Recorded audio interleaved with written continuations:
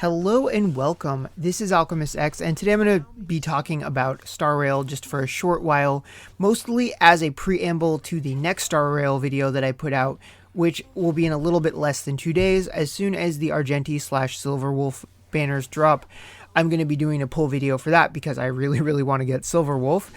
And then in addition to that, I'm very close right now, 290 out of 300 for the amount of pulls required to get the standard banner character selector. And of course, unless something crazy happens on the limited banner, I'm going to be choosing Bronya as my standard for the selector. So it'll be kind of a 2-for-1 Bronya looking character day. And that, for me, it's a very special occasion because that's two universal supports that I'm currently lacking.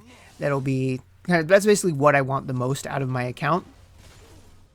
So yeah, definitely I think that's going to be a video worth posting. And then just a quick recap on my account, just because it's been a long time since I posted a Star Rail. It's always going to be secondary to Tagatame. I don't have as much to say about Star Rail in general, even though I do love the game. I have been playing it constantly since its release. I don't always play a lot every day, but I usually do at least a little bit. I always have some kind of goal that I'm working on, usually just getting a character's talents maxed out, something like that. So yeah, since Imbibitor Lune, I ended up getting Fuxuan, skipped Jinglu, although I did pull on her banner enough to get Tingyun, which was great because that means I don't have to wait until January to get a Tingyun from the shop. I got Topaz by accident just because I was going for Qingshui Eidolons, and now she is maxed out for those, so that was kind of nice. And Topaz ended up, much like Blade, just being a happy accident of a unit who is incredibly skill point efficient, and so she works out really well. And I ended up having ridiculously good luck on relics for her once that new set dropped with this patch, so that's just absolutely great. Hopefully I can get better luck with the dot set for Kafka. That's a whole other can of worms.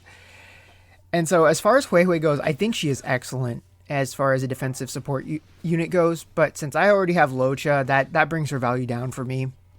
I have Luocha, I have Fuxuan for more damage mitigation, and then I haven't raised links yet, but that is something I'm planning on doing. I'm just going to knock out Silverwolf and Bronya first before I do links, so that, as far as defensive supports goes, I'm happy enough without having Huahua.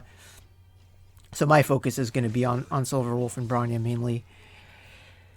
And so yeah, that's about where I am at. So, and then after that's all done, I don't really know too much about Ruanmei or Dr. Ratio or Shuei yet. And I might, depending on if I get totally wiped by the Silverwolf banner, I might not be thinking about next patch in terms of acquiring a limited unit. That's just kind of, I'll have to see what happens. And if, my mind can always be changed by like a character trial or just seeing if it's like, oh, somebody's actually got something that I really want, or they help a character that I really like. If somebody is a really good support for Blade, that is always an incentive for me to try and go for them, just because Blade is kind of my universal character that I use. Like when I need to hit really hard, I'll pull out Imbibitor Lune.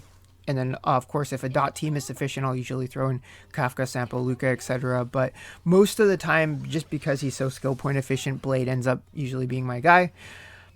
Which is funny, because it's always edgelords. It's same thing in Tagatame, just with my like Dias Link version. But that's okay. I think I can live with that. So yeah, that's all I've really got to say about Star Rail for now. So we'll check up again on the pull video for that. And I will see you all next time.